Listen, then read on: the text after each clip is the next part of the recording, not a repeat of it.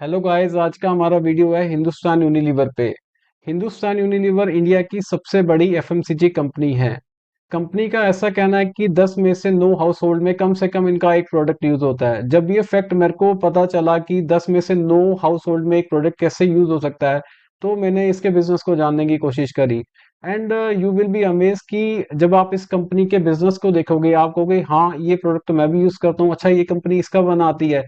तो आज हम इसके एक एक बिजनेस के बारे में जानेंगे, देन फंडामेंटल के बारे में जानेंगे, देन टेक्निकल के बारे में जानेंगे कि इस पोजीशन पे खरीदना बनता है या नहीं बनता। और वो सारे एक्सटर्नल फैक्टर लाइक इन्फ्लेशन का इस पे क्या असर होता है, अगर एक्सटर्नल रीजन के कारण कोई वॉर वगैरह होती है तो उस पे क्या असर पड़ता है। तो इन सारी चीजों पे एक एक करके बात करेंगे। चलिए अभी स्क्रीन पे चलते हैं और इस कंपनी के बिजनेस को समझते हैं कि वेबसाइट पे सबसे पहले हम इसके ब्रांड पे जाते हैं। तो जैसे ही हम इसके ब्रांड पे जाते हैं तो हमें यहाँ पर एक इमेज डिस्प्ले होती है। तो यहाँ पर कंपनी ने अपने काफी सारे प्रोडक्ट को डिस्प्ले किया हुआ है। तो थोड़ा हम रोल डाउन होते हैं और इनके एक एक प्रोडक्ट चेक करते हैं। तो एक बार अगर जैसे हम देखते हैं तो एक व्हील प्रोडक्ट आता है, वो भी इनका है, एक्स भी इनका है, बूस्ट भी इनका है, एकिन स्क्वाड भी इनका है, ब्रीज भी इनका है, थ्री रोजेस भी इनका है, रेड लेबल भी इनका है, ताजा भी इनका है, ताजमहल का भी इनका है। मतलब लोअर सेगमेंट से लेकर हायर सेगमेंट में जितनी भी चाय बिकती है वो सारी हिंदुस्तान यूनिलीवर की बिकती है। ये कॉफी में भी है, ब्रू, ये CIF, Clear, Clinic Plus, Closeup, Comfort, Cornetto, जो बच्चे आइसक्रीम खाते हैं। देन ये डर्मोलॉजी का एक ब्रांड है, डोमेक्स, डव डव भी इनका आता है, Ele 18। ये फाइंड योर हैप्पी प्लेस इनका ब्रांड है। ये men's Glow, Fair and Lovely is now Glow and Handsome. जो फेयर लवली है वो अब ग्लो एंड हैंडसम है और वो भी इन्हीं का ब्रांड है। एंड फेयर एंड लवली भी है, हमाम भी है। अब हम नेक्स्ट पेज पे देखते हैं। ये हेलमेंस, ये रिसेंटली लॉन्च ब्रांड है जो इस कंपनी ने अपने ग्लोबल जो इनके ब्रांड्स हैं उसमें से इंडिया में लॉन्च किया है। देन हॉर्लिक्स भी ब्रांड है। हॉर्लिक्स की बात करें तो ये हॉर्लिक्स जो है ये कुछ टाइम पहले ही इस कंपनी ने एक्वायर किया है। पहले ये ब्रांड ग्लैक्सो का होता था, ग्लैक्सो स्मिथ करके कंपनी है, फार्मास्यूटिकल कंपनी, उसका होता था। तो उन्होंने यहाँ इनको बेचा और इन्होंने इन्होंने खरीदा इसे। तो हॉर्लिक्स को इन्होंने एक्वायर किया। हॉर्लिक्स में भी इनके मल्टीपल ब्रांड आते हैं, Horlicks, Horlick diabetes plus, light Horlicks, Horlicks mother plus, Horlicks nutri. तो मतलब काफी सारे ब्रांड है इनके हॉर्लिक्स में। देन इंदुलेखा इनका ब्रांड है जिसकी आजकल टीवी पे काफी ऐड आती है। किसान की केचप को कौन नहीं जानता, जैसे मेरी बेटी है, अब वो केचप खाती है, अब उसको भी मालूम है कि ये हिंदुस्तान यूनिलीवर बनाती है। रिसेंटली हमने एक वीडियो भी बनाई थी ऐसे ही घर पे। तो उसमें उसको मैंने इन सारे प्रोडक्ट के बारे में बताया कि बेटा आप घर में ढूंढ के बताओ कि हिंदुस्तान यूनिलीवर के कौन कौन से प्रोडक्ट को हम यूज करते हैं। तो उसने इसको रिकॉग्नाइज किया, पापा हम किसान की केचप खाते हैं, वो हिंदुस्तान यूनिलीवर बनाती है। देन नोर के सूप, ये सूप भी पिलाते हैं। तो ये आइसक्रीम भी खिलाते हैं। ये लक्स का साबुन भी इनका है। फैशन में लैक्मी ब्रांड भी इनका है। लिवर आयुष ब्रांड भी इनका है।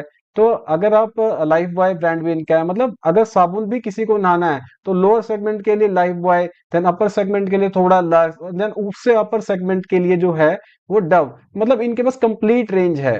देन चाय एक लिप्टन भी ये पिलाते हैं, लिरिल का भी साबुन आता है, love and care, beauty, magnum, मोती, नेचर प्रोडक्ट। तो ये सारे ही ब्रांड इसके हैं। तो थोड़े और ब्रांड के बारे में देखते हैं इसके कौन से हैं। नोवोलॉजी, ये रिसेंटली लॉन्च इनका ब्रांड है। पियर्स, ये काफी टाइम से आता है। पेप्सोडेंट जिसकी हम पेस्ट करते हैं। पॉन्ड्स, पर्सनली मैं इसका फेस वॉश यूज करता हूँ जो मेंस के लिए आता है। रेक्सोना, प्योरेट, रिन, मतलब ये कपड़े धोने के भी प्रोडक्ट्स भी बेचते हैं। Simple, sunlight, Sunsilk, Surf Excel. तो आई थिंक ये कोई ऐसे ब्रांड नहीं है जो आपने कभी नहीं सुने होंगे। ये सारे के सारे ब्रांड आप अपनी डे टू डे लाइफ में यूज करते हैं। इसमें यूज होता है वी वॉश, ये इनका रिसेंटली एक्वायर ब्रांच है जो इन्होंने ग्लेनमार्क फार्मा से खरीदा था। तो कंपनी क्या करती है कि अलग अलग कंपनी से ब्रांड भी बाय करती है। वेस्लिन भी इनका है, विम भी इनका है। तो आप देख रहे हैं इनके ऑलमोस्ट 64 ब्रांड इंडिया में हैं जिनके थ्रू ये बिजनेस करते हैं। अब मैं आपको एक चीज बताना चाहूंगा कि ये एक एक जो ब्रांड है ये एक एक इंडस्ट्री का काम करता है। ये एक एक इंडस्ट्री का काम करता है, कैसे करता है वो मैं आपको समझाता हूँ। जैसे सपोज कीजिए जो डाबर का कोई भी प्रोडक्ट आता है तो उसके ऊपर डाबर लिखा होता है। डाबर का च्यवनप्राश हो गया, या डाबर की पेस्ट होगी, डाबर का हनी हो गया, ईच एंड एवरीथिंग उसके पे वो डाबर मेंशन ही होता है। लेकिन अगर आप हिंदुस्तान यूनिलीवर का कोई भी प्रोडक्ट लोगे, जैसे ट्रेजमे का शैम्पू लोगे, क्लिनिक प्लस का लोगे, सनसिल्क का लोगे, तो उस पे कहीं पर भी ये अपनी हिंदुस्तान यूनिलीवर का टैग नहीं मारते। उसका क्या रीजन है? क्योंकि ये इंडिविजुअल ब्रांड को, एक एक ब्रांड को डेवलप करते हैं, फिर उसके बाद अगर रिक्वायरमेंट होती है तो सेल करते हैं, ताकि अगर जैसे मैं हूं, अगर मैं ट्रेजमे का शैम्पू यूज कर रहा हूं तो मुझे नहीं पता वो हिंदुस्तान यूनिलीवर बनाती है, और एक पर्सन जो है सनसिल्क का यूज कर रहा है या क्लिनिक प्लस का यूज कर रहा है लोअर सेगमेंट में, तो उसको भी नहीं पता कि हिंदुस्तान यूनिलीवर बनाती है, अलग ब्रांड को लॉन्च करती है। मतलब से चाय में देखा हमने ये, चाय में देखा लिप्टन भी ये पिलाते हैं, रेड लेबल भी इनकी, थ्री थ्री रोज भी इनकी, प्रीमियम में इनका ताजमहल भी थी। तो कंपनी ने एक एक ब्रांड को अलग से डेवलप किया हुआ है, अलग से ब्रांड एम्बेसडर लिया हुआ है, अलग से हर प्रोडक्ट की मार्केटिंग होती है। Each product is like a company की, मतलब ये एक बुके ऑफ कंपनी है, मतलब 64 जो प्रोडक्ट्स हैं ये अलग अलग कंपनीज हैं। मतलब आप एक तरीके से ऐसे मान के चलो, ये 64 कंपनियों को मिला के एक कंपनी बनाई गई है। तो ये जो बिजनेस है ये आने वाले टाइम का बिजनेस है, क्योंकि जैसे जैसे हमारी पर कैपिटा इनकम बढ़ेगी, तो आज की डेट में सपोज करो मैं सनसिल्क यूज करता हूँ या क्लिन, तो मैं उससे अपर सेगमेंट पे आऊंगा। अगर मैं लाइफ बॉय यूज करता हूँ तो मैं लक्स पे आऊंगा, लक्स वाला डव पे आएगा, और डव वाला शायद लिक्विड वाला जो डव है उस पे आएगा। तो हमने देखा कि बिजनेस तो एवरग्रीन बिजनेस है, और सारे ही प्रोडक्ट इसके अच्छे हैं, ऐसा कोई प्रोडक्ट नहीं है जो मार्केट में ना बिकता हो। अभी मैं इनकी रिसेंट जो रिजल्ट है उन्होंने इसमें अपनी एक पीपीटी दिखाई हुई है। तो कंपनी ऐसा कहती है कि अभी ये और भी प्रीमियम प्रोडक्ट में आ रहे हैं, जैसे आप देख रहे हो कि वाटर लाइट सनस्क्रीन भी दिख रहा है आपको, Surf Excel Matic remove tough dried stain first time in machine. तो ये इनका नया प्रोडक्ट है।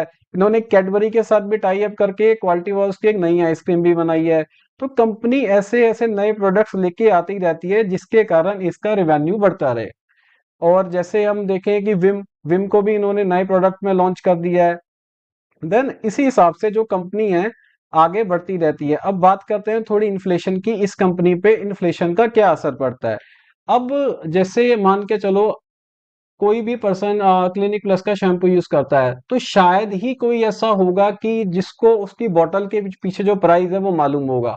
अगर हम नेक्स्ट टाइम परचेज करने जाएंगे तो हमें, अगर वो चीज 100 रुपीज की भी थी, अगर आज की डेट में वो 105, 6, 7, 8 मतलब 108 की है सपोज करो, तो ऐसा नहीं होगा कि मैं क्लिनिक प्लस यूज करना छोड़ दूंगा, क्योंकि मुझे इतने माइन्यूट चेंजेस से कोई फर्क नहीं पड़ता। लेकिन अगर हम हाई सेगमेंट की बात करें, जैसे एक मोबाइल है जो जिसकी कॉस्टिंग 20,000 की है, अगर वो 30,000 का हो जाता है, तो शायद मैं उस कंपनी का वो प्रोडक्ट ना लूं, मैं किसी ऑल्टरनेट पे देखूं। तो यहाँ पर क्या है कि कस्टमर रिटेंशन जो है वो बहुत ज्यादा होती है, जिसने विम यूज करना है वो विम यूज करेगा। जैसे अब विम है, विम की भी इन्होंने अलग से दो नए वर्जन निकाले हैं, जैसे आप स्क्रीन पर देख रहे हैं। तो ऐसे कंपनी इनोवेट करती रहती है, अपने कस्टमर को एंगेज करती रहती है। ऐसे क्वालिटी वॉल्स की नई आइसक्रीम, ताजमहल में भी इन्होंने कुछ नया लॉन्च किया, नए नए सूप्स लॉन्च किए हैं। तो ये कंपनी अपने बिजनेस को ऐसे ही ग्रो करती रहती है कि ये नए नए प्रोडक्ट्स लेके आती रहती है, प्रीमियम और प्रोडक्ट। क्योंकि जो आज की डेट में अनऑर्गेनाइज सेक्टर में जो लोग हैं वो मतलब लोकल प्रोडक्ट यूज करते हैं, जैसे जैसे उनकी इनकम बढ़ेगी वो ब्रांडेड प्रोडक्ट यूज करेंगे, और जो ऑलरेडी ब्रांडेड यूज कर रहा है वो अपर प्रीमियम जो ब्रांड्स आते हैं उनको यूज करेगा। तो ये कंपनी लोअर सेगमेंट से लेकर हायर सेगमेंट के सभी ब्रांड्स बनाती है। और अब बात करते हैं इंडिया में इसका क्या फ्यूचर हो सकता है। जैसे मैंने गूगल पे टाइप किया per capita beauty and personal care product consumption in India, तो ये मेरे पे गूगल पे निकल के आया, इंडिया में जो पर कैपिटा इस ब्यूटी एंड पर्सनल केयर पे जो कंजप्शन है वो $14 है। As compare to US it is $313, मतलब almost more than 20 times. And in China जो हम डायरेक्ट इसके साथ हम कंपेयर कर सकते हैं, वहां पर भी ये $38 है। तो यहाँ पर जो कंजप्शन है वो बढ़नी ही बढ़नी है। इन नेक्स्ट 3 to 5 ईयर, जो आज हम $14 पर कैपिटा जो है, पर पर्सन जो है $14 खर्च करता है, ये $38 जाना ही जाना है with in next few year. तो अभी हमने बात, सब सारी बात कर चुके हैं इसके बिजनेस के बारे में। अब बात करते हैं इन्फ्लेशन के बारे में। क्योंकि इस कंपनी के पास ब्रांड है, तो इसके पास एक प्राइसिंग पावर है। प्राइसिंग पावर क्या होती है कि जैसे जैसे इन्फ्लेशन बढ़ता है वैसे वैसे ये प्राइस को बढ़ाती है। जैसे मुझे याद है कि जब मैं छोटा था, अमूल का बटर 13 रुपीज का आता था, और आज की डेट में वो मोर देन 50 रुपीज का आता है। ऐसा कंपनी ने क्या किया, कंपनी ने 1 1 2 2 2 रुपीज करके अपने प्रोडक्ट के प्राइसेस को बढ़ाती रही। तो ऐसे ही ये हिंदुस्तान यूनिलीवर करती है, इसके जितने भी ब्रांड्स हैं जैसे आप देख रहे हो, तो इनके ये जैसे सर्फ एक्सेल है, ये पहले बहुत सस्ता आता था, इन्होंने थोड़ा 2 3 4% ईच एंड एवरी ईयर बढ़ाते गए बढ़ाते गए बढ़ाते गए। तो ये इस हिसाब से इन्फ्लेशन का जो असर है अपने प्राइसिंग पे, अपने प्रॉफिट मार्जिन पे नहीं आने देते हैं। तो और सबसे अच्छी चीज क्या है, सपोज करो आज कोई प्रोडक्ट 100 रुपए का है, जिसके कारण इन्फ्लेशन के कारण इन्फ्लेशन हुआ, तो कंपनी ने प्राइस उसका 105 कर दिया।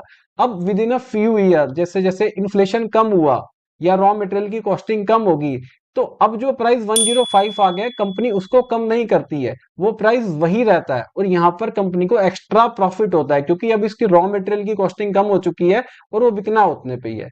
तो अभी तक हम ओवरऑल इसके सारे बिजनेस को समझ चुके हैं। अब हम इसके फंडामेंटल्स पे बात करते हैं कि कंपनी कैसी है, फंडामेंटली कैसी है, पैसा कमाती है नहीं कमाती, इन सारे एक्सपेक्ट पे बात करेंगे। जैसे जैसे मैंने बताया था कि हिंदुस्तान यूनिलीवर जो है इंडिया की सबसे बड़ी कंपनी है, तो इसका जो मार्केट कैप है वही इसका 5,52,048 करोड़ है। ठीक है। पी देखने जाए तो 53 पॉइंट, यहाँ से देखने पे ज्यादा लगता है, लेकिन ये ज्यादा है नहीं क्योंकि कंपनी ऐसी है, कंपनी के पास ब्रांड्स हैं, अपराइजिंग पावर है। जैसे विराट कोहली और धोनी है, वो महंगे हैं तो महंगे हैं, उनका कोई रिप्लेसमेंट नहीं है, और वो महंगे ही बिकेंगे, वो सस्ते कभी नहीं होंगे। तो same like that Hindustan Unilever का भी सेम केस है कि वो महंगी है तो महंगी ही है, वो सस्ती नहीं हो सकती। ये एवरग्रीन बिजनेस है, चाहे वॉर हो, इवन कोरोना के टाइम पे जो लोग बात करते हैं कि कोरोना के टाइम पे इनका बिजनेस, जैसे और बिजनेसेस से सारे कार के शोरूम बंद हो गए, ऑफिस बंद हो गए, मतलब मेजोरिटी ऑफ बिजनेस में सब में लॉस हो गया। लेकिन अभी क्या हुआ कि इनके बिजनेस में फर्क पड़ा क्या? Answer is no. इनका बिजनेस बढ़ और बढ़ गया, जो पर्सन जो है जितना कंजप्शन करता था घर पे खाली बैठे बैठे डबल करने लगा, फैमिली इकट्ठे मिलके बनाने लगी। तो ये एक ऐसा बिजनेस है कि कोई वॉर हो, इवन जो करवा चौथ का व्रत भी होता है उसमें लेडीज कुछ नहीं खाती लेकिन पेस्ट जरूर करती है। तो पेस्ट कोलगेट का होता है या पेप्सोडेंट का होता है? पेप्सोडेंट कौन बनाता है? हिंदुस्तान। तो इनका कंजप्शन होना ही होना है, इसका कोई रिप्लेसमेंट नहीं है। कंपनी का आरओसी 27.2% है, which is very good. Promoter holding बहुत अच्छी है, 62% के नियर बाय। पर आरओसी आप लास्ट 5 ईयर का देखोगे तो 46.7% है। मैं कहता हूँ कि 30% से ऊपर जो भी कंपनी होती है उसको एक्चुअली में बिजनेस करना आता है, यहाँ तो 46.7% है। पर लास्ट ईयर का आरओसी भी 27 है, विच इज नियर टू 30। यहाँ पर हम इस कंपनी को बुक वैल्यू से नहीं कंपेयर करेंगे क्योंकि इनका जो कोई भी प्रोडक्ट है वो एक एक ब्रांड है, और ब्रांड को रीएवैल्यूएट नहीं करा जाता। रीएवैल्यूएट तभी करा जाता है जब हम इसको सेल करने जाते हैं या तो उसकी वैल्यूएशन निकालते हैं। आरओई 20.2%, मतलब अपने पैसे पे ये कंपनी 20% से ज्यादा का रिटर्न कमाती है। यहाँ पर कंपनी के पास नेग्लेजेबल डेट है, मतलब ऑलमोस्ट अगर मेरे पास 100 रुपए हैं तो मैंने 3 रुपए का डेट लिया हुआ है सिर्फ। ओके। तो डिविडेंड भी कंपनी देती है। अभी हम जैसे हमारी एक मैथोलॉजी रहती है कि हम किसी भी बिजनेस को उसके 10 साल के लिए समझते हैं। अगर 10 साल के पैरामीटर पे हमारी सारी चीजें वैलिडेट होती हैं तो उस बिजनेस में हम इंटरेस्टेड होते हैं, वहां पे हमारा ग्रीन टिक एप्लीकेबल होता है। तो एक बार इसका 10 साल का बिजनेस देखते हैं कि 2013 में 27,004 करोड़ की सेल से बढ़ते बढ़ते बढ़ते बढ़ते इस साल इन्होंने क्लोज टू 62,000 करोड़ की सेल पोस्ट करी है। और ऐसा कोई साल नहीं है जिसमें इनकी सेल कम ना हुई हो। और ऐसा ही सेम यहाँ पर प्रॉफिट भी रिफ्लेक्ट करता है। जो प्रॉफिट 3839 करोड़ था, आज की डेट में 10,282 करोड़ है, और यहाँ पर कंसिस्टेंट ग्रोथ है। तो मैं यहाँ ये नहीं कह रहा कि ये स्टॉक डबल हो जाएगा, ट्रिपल हो जाएगा। डबल ट्रिपल होने का कोई बेनिफिट नहीं है। सबसे मेजर इंपॉर्टेंट चीज होती है कि कंसिस्टेंसी। चीजें कंसिस्टेंट होनी चाहिए कि एवरी ईयर हमें पता है कि कंपनी 8 से 10% का ग्रोथ करेगी, और जो पिछले 10 सालों से करती आई है। अब एक बार इसकी बैलेंस शीट पे बात करते हैं कि बैलेंस शीट में जो खुद का पैसा 2649 करोड़ था, आज की डेट में वो 50,983 करोड़ रुपीज हो चुका है। और इसके अगेंस्ट में जो बोरोइंग है वो है 1484, मतलब ऑलमोस्ट 2% और 3%। ये इसको ऐसे ही समझिए कि अगर मेरे पास 1 लाख रुपए हैं और मेरे को 3,000 रुपए की रिक्वायरमेंट है तो मैं क्रेडिट कार्ड यूज कर लेता हूँ। तो सेम कंपनी के कुछ इन्वेस्टमेंट्स होते हैं जो उनको वो छेड़ना नहीं चाहती, जिसके कारण वो छोटा मोटा जो है बोरोइंग करती रहती है। अगर आप इसकी लाइबिलिटीज में बात करोगे, फिक्स एसेट में, फिक्स एसेट 53,744 के करोड़ है, लेकिन जिसमें कैश एंड इक्विवेलेंट एक बार हम चेक करते हैं, रुकिए एक मिनट। टोटल अदर एसेट्स में cash and equivalent which is 7,559, मतलब जितने का लोन है उससे 5 टाइम तो कंपनी के पास कैश है। तो यहाँ पर कंपनी की एज सच कोई बोरोइंग नहीं है, सारी चीजें अच्छी हैं, और जितना पैसा कंपनी कमाती है वो सारा का सारा कैश फ्रॉम ऑपरेटिंग एक्टिविटीज में आता है। मतलब ऐसा नहीं है कि कंपनी सेल करती है पैसा नहीं आता, कंपनी सेल करती है और उसका पैसा भी इमीडिएटली आता है। इमीडिएटली कैसे आता है वो मैं आपको बताता हूँ। जैसे आप देख रहे हो डेटर डे, डेटर डे वो होते हैं जिनसे हमने पैसा लेना है। तो आप देख रहे होगा पिछले 10 साल में जो हाईएस्ट डेटर डे है विच इज 19, मतलब 19 दिनों में कंपनी के पास उसका खुद का सारा पैसा आ जाता है। और कंपनी पैसा कब पे करती है, मतलब जो उसकी जो मैक्सिमम साइकिल है वो है 6 मंथ की, मतलब 185 डेज, मतलब 6 मंथ। मतलब यहाँ पर हम पैसा बाद में देते हैं, पैसा हमारे पास पहले आ जाता है। ये इसी केस में होता है जब हमारे पास इतने अच्छे प्रोडक्ट होते हैं कि लोग कैश में खरीदना प्रेफर करते हैं, क्योंकि उनको पता है कि कंपनी उधार नहीं देगी। तो यहाँ से एक ये भी चीज पता चलती है कि कंपनी के कितने स्ट्रॉन्ग ब्रांड्स हैं और कंपनी कैसे करती है। अब प्रमोटर होल्डिंग की बात करते हैं तो प्रमोटर होल्डिंग सेम है which is 61.90%, and F I I जो है यहाँ पे 15.1% थे और डी आई 10.75% थे। तो टोटल मिला के ऑलमोस्ट 26% था, यहाँ पर भी 26% है। मतलब ये इंटरचेंज करते रहते हैं, कभी एफ आई ज्यादा हो जाता है कभी डी आई, लेकिन क्यूमुलेटिव होल्डिंग इनकी 26% है। ऐसे ही अगर पब्लिक में बात करें तो पब्लिक के पास 12% है। तो 88% जो होल्डिंग है वो स्ट्रॉन्ग हैंड्स में है। स्ट्रॉन्ग हैंड्स में होने का बेनिफिट ये होता है कि स्टॉक में फ्लक्चुएशंस बहुत कम होती है, और इस तरह के स्टॉक को डिफेंसिव स्टॉक भी क्या कहा जाता है, क्योंकि जैसे जब मार्केट क्रैश होती है, अगर कोई स्टॉक 20-30% क्रैश होता है तो ये हार्डली 5 to 10% क्रैश होता है, क्योंकि उनका बिजनेस उस क्रैश में भी चलता है। क्रैशेस में सारे बिजनेस वाइंड अप हो सकते हैं, लेकिन जो एफएमसीजी बिजनेस है, लोग खाएंगे तो हैं, थोड़ा कम खाएंगे लेकिन खाएंगे, या कोई प्रोडक्ट यूज करते हैं तो वो करेंगे। तो इनका बिजनेस जो है एवरग्रीन बिजनेस है। तो अभी तक हम बिजनेस के बारे में बात कर चुके हैं, फंडामेंटल्स के बारे में बात कर चुके हैं। अब हम इसके टेक्निकल के बारे में बात करते हैं। तो टेक्निकल के बारे में बात करते हैं। तो एक बार जैसे मैंने कहा कि मैं आपको 10 साल की नेचर, एक बार मैं देखता हूं कि किसी भी स्टॉक की 10 साल की नेचर कैसी है, उसके बेस पे ही आगे वो कैसा परफॉर्म करेगा ये हम डिसाइड करते हैं। तो एक बार जैसे हम 2024 में है तो 2014 से एक बार चेक करते हैं। तो मैं यहाँ आपको दिखाना क्या चाहता हूँ कि ये स्टॉक जब भी 200 डे मूविंग एवरेज के नीचे आता है, जैसे यहाँ पर ये स्टॉक 200 डे मूविंग एवरेज के नीचे आया, यहाँ पर ये 200 डे मूविंग एवरेज के नीचे आया, यहाँ पर ये स्टॉक 200 मूविंग डे एवरेज के नीचे आया, ओके। देन यहाँ पर ये स्टॉक जो है 200 डे मूविंग एवरेज के नीचे आया, यहाँ पर ये 200 डे मूविंग एवरेज के नीचे आया। उसके बाद यहाँ ये स्टॉक 200 डे मूविंग एवरेज के नीचे आया, यहाँ पर आया, यहाँ पर आया, उसके बाद यहाँ पर आया, ओके।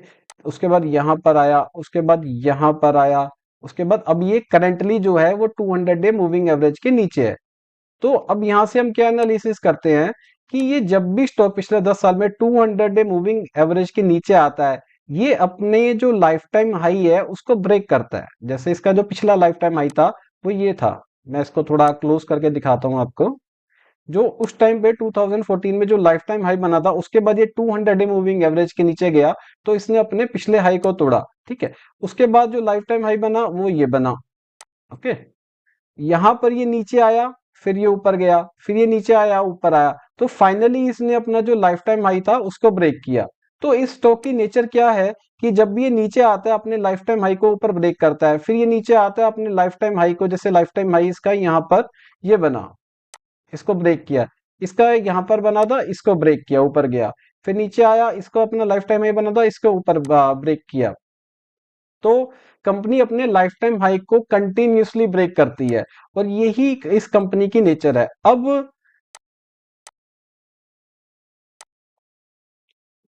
अब ये जो स्टॉक है 2020 में जिस प्राइस पे था, मतलब 2020 में ऑलमोस्ट इसने इसका हाई बनाया था जब ये कोविड का टाइम था, ऑलमोस्ट 2480 पे। तो उसके बाद इसने इसी प्राइस पे यहाँ पर रेसिस्टेंस लिया, फिर रेसिस्टेंस लिया, फिर इसने यहाँ से ब्रेकआउट दिया, और फिर इसने इसी प्राइस को आगे सपोर्ट की तरह मान लिया। देखिए यहाँ पर काफी सारे सपोर्ट बन रहे हैं, और कंपनी का जो लाइफ टाइम हाई है आज की डेट में वो है अपना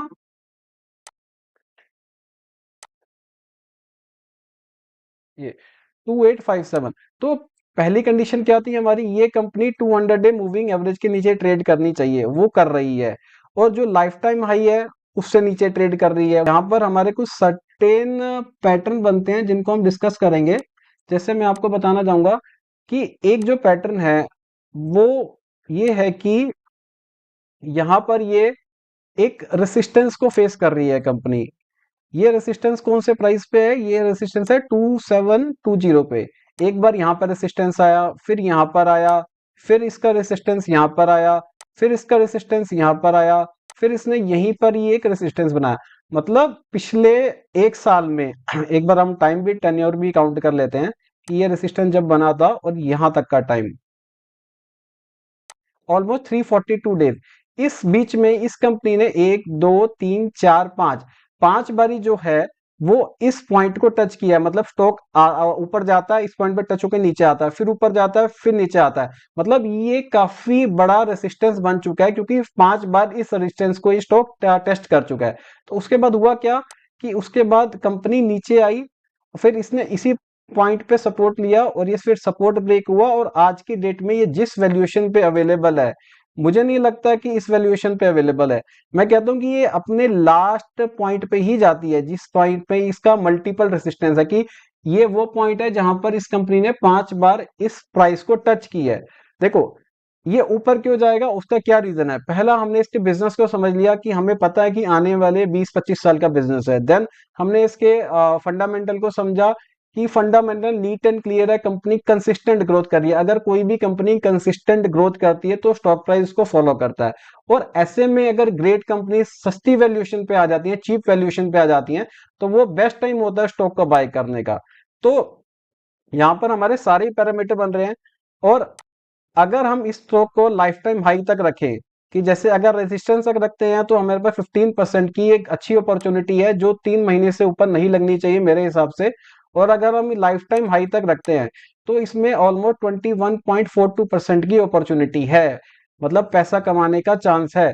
अगर यही चीज मतलब 21-22% हम 6 महीने में पैसा कमाते हैं और इस चीज को साल में 2 बार रेप्लिकेट करते हैं, तो हमारा पैसा साल में 30 से 40-50% जैसी भी अवेलेबिलिटी होती है। मैं 30 से 50% इसलिए बोल रहा हूं क्योंकि कई बार स्टॉक को 6 महीने लगते हैं, कई बार 3 महीने लगते हैं, कई बार एक महीना भी लगता है और कई बार एक साल भी लगता है। तो जो स्टॉक मार्केट में स्टॉक की जो टाइमिंग होगी, मतलब वो कितना टाइम लगेगा वो कहना बड़ा मुश्किल हो जाता है। लेकिन वो जाएगा या नहीं जाएगा वो कहना काफी आसान है क्योंकि हमने इसके बिजनेस को समझ लिया। अगर हमें बिजनेस समझ में आ गया, मैं आपसे एक रिक्वेस्ट करूंगा, जो बिजनेस आपको समझ में नहीं आता उसमें आप कभी इन्वेस्ट ना करें।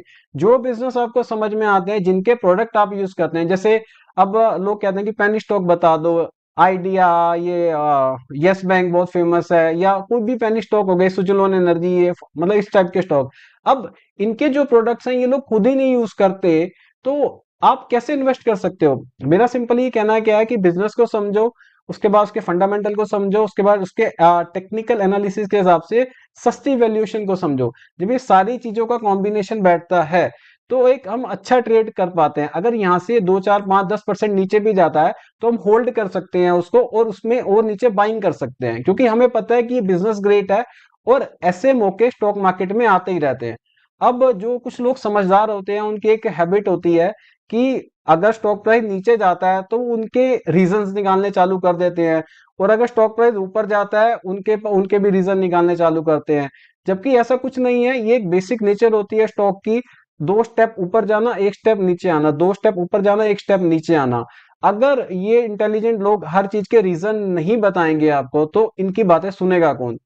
तो मेरा यहाँ पे आपसे एक ही रिक्वेस्ट है, आप अपने हिसाब से चीजों को एनालाइज करो, समझो, सीखो। अगर आप बिना सीखे करोगे तो आपको कन्विक्शन नहीं आएगी, स्टॉक प्राइस नीचे आएगा तो आप मेरे से बोलोगे कि क्या आप, या पूछोगे या मतलब किसी पर्सन से भी पूछोगे क्या हम इससे निकल जाएं क्या। लेकिन जब ये स्टॉक प्राइस नीचे आएगा तो ये और ज्यादा अट्रैक्टिव हो जाएगा क्योंकि आपने इसके बिजनेस को समझा है, फंडम। क्योंकि इस तरीके को, इस चीज को आप ऐसे देखो कि ये आप ऐसा समझ रहे हो कि आपका खुद का बिजनेस है। तो मैं आपसे यहाँ पर मैं जो भी कह रहा हूँ आपको यहाँ समझा रहा हूँ, यहाँ पे ये प्योरली एक एजुकेशन वीडियो है। इसका यहाँ पर मेरा आपका कोई भी पर्पस जो है इसको आपको ट्रेड दिलाना नहीं है कि आप इसको खरीदो। मेरा पर्पस जो है आपको सिखाना है कि आप किसी कंपनी को कैसे एनालाइज कर सकते हो, कैसे उसके बिजनेस को समझ सकते हो, कैसे उसके टेक्निकल को समझ सकते हो, कैसे उसके फंडामेंटल को समझ सकते हो, and last most important thing, उसमें कितना पैसा लगा सकते हो। जैसे हमने लास्ट वीडियो में भी डिस्कस किया था कि हमें 5% से ज्यादा किसी कंपनी में इन्वेस्ट नहीं करना चाहिए, और अगर कंपनी हमें बहुत ही ज्यादा पसंद है कि नहीं यार 5% से बात नहीं, मतलब मतलब रेयर केस 10% से ऊपर किसी स्टॉक में नहीं जाना चाहिए। तो मेरी आपसे अब फाइनली एक ही रिक्वेस्ट है कि जो भी मैं आपको बता रहा हूं आप इनके नोट्स बनाओ, बिजनेसेस को समझो। अगर कोई डाउट आता है तो आप कमेंट सेक्शन में डालो, मैं कोशिश करूंगा उसका रिप्लाई करने का। लेकिन मेरी आपसे फाइनली रिक्वेस्ट यही है कि आप सीखो, क्योंकि यहाँ पर आपको मेरा जो पर्पस है आपको टिप देना नहीं है, आपको सिखाना है कि अगर आप सीख गए तो आप खुद से बिजनेस को एनालिसिस कर पाओगे, और खुद से जब वो कंपनी सस्ती हो जाए तो उसमें पैसा इन्वेस्ट कर सकोगे। अगर हम इस चीज को रिपीटेटिवली कर सकते हैं 5-10 साल तक, तो शायद मुझे नहीं लगता कि इतना पैसा किसी इंडस्ट्री में हम बना सकते हैं किसी और इन्वेस्टमेंट में। लाइक गोल्ड में इतना पैसा नहीं बनेगा, ना एफडी में इतना पैसा बनेगा। स्टॉक मार्केट में पैसा इसीलिए नहीं बनता, लोग ग्रीड में आ जाते हैं। जितने ज्यादा लोग ग्रीड में आएंगे, उनको क्या चाहिए कि कल रात ही, मतलब अगले दिन 2-4 दिन में पैसा डबल हो जाए या 3 महीने में पैसा डबल हो जाए। लेकिन ऐसा प्रैक्टिकली नहीं होता है ना। तो आज हमने हिंदुस्तान यूनिलीवर के पूरे इन एंड आउट को समझा।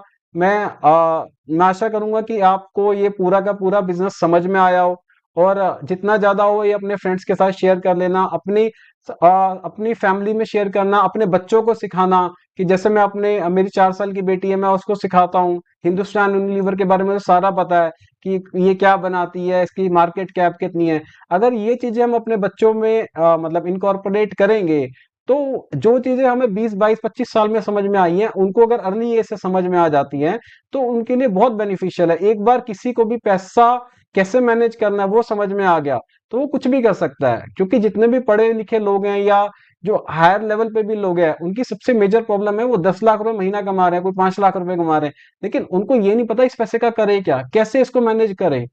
तो यही चीज हमें सीखनी है कि हम अलग अलग बिजनेस को समझ के उनमें जैसे जैसे हमें मौका मिले हम उसमें कैसे इन्वेस्ट करेंगे। तो कल फिर मिलेंगे एक नई वीडियो के साथ। आई होप आपको वीडियो अच्छी लगी हो। अगर वीडियो अच्छी लगी हो तो इसको लाइक कर देना, सब्सक्राइब कर देना। एंड फाइनली मैं बोलना चाहूंगा कि यहाँ पर कोई भी मेरी रिकमेंडेशन नहीं है। यहाँ पर ये सिर्फ एक टोटली एजुकेशनल वीडियो है, आप इसको एजुकेशन की तरह ही लें। यहाँ से सीखें कि कैसे स्टॉक को एनालाइज करते हैं, कैसे उनमें फाइंडिंग निकालते हैं, कैसे किस लेवल पे बाय करना है। अगर आप ये सारी चीजें सीख जाएंगे तो यहाँ पर जो मेरा मोटो है सिखाने का वो पूरा हो जाएगा। बस यही आपको कहना था। कल फिर मिलेंगे एक नई वीडियो के साथ। मैं कोशिश करूंगा रोज ऐसी जो इन डेप्थ नॉलेज वाली वीडियोस है आपके लिए लेता आता रहूं। Thank you so much.